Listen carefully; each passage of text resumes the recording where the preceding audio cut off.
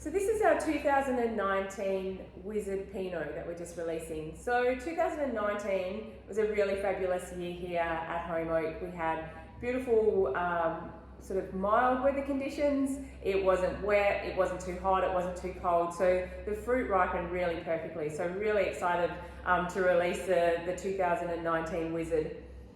So with the Wizard Pinot, we do quite a lot of whole bunch ferment. So about 30% of the wine is whole bunch fermented, which means you include some of those stalks in the wine from the grapes, and that gives a really lovely, palate structure and lovely tannins as well, and a little bit more of that hint of that sort of pine needle character without being too green. So we find that the 30% level works quite well for us with whole bunch. So 30% of the ferments include those whole bunches.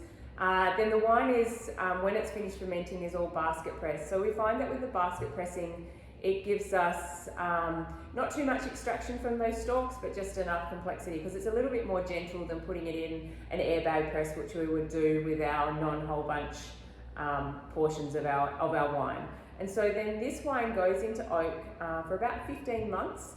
And it's about 60% new oak, so quite a high percentage of oak for Pinot. I've got new oak, and we choose oak from different coopers, but we get some barrels that are a little bit more charry and a little bit more intense that add really lovely richness to the palate as well. And then we choose some barrels that will give us more length and structure and not so much of that oak character. So we buy barrels from a variety of different coopers, and we get a number of different toast levels as well, and that all of those little things will add up to having lots of little complex parcels of wine that we then blend together to make the Wizard Pinot. So with the 2019, as I said, perfectly ripe fruit, really chasing that cherry, almost into plum but not too ripe with the Wizard Pinot, so it's slightly riper than our estate level Pinot when we pick it.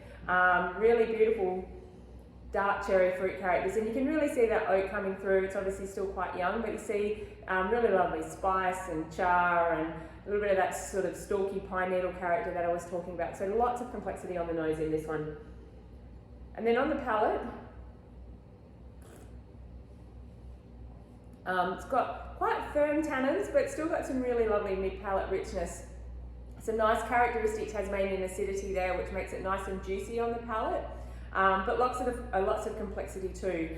I mean, I would definitely recommend trying to put some of this in the cellar. It is still relatively firm, but all the structure and the fruit intensity and everything is there for this to really blossom into a really fabulous wine over the next 10 to 15 years.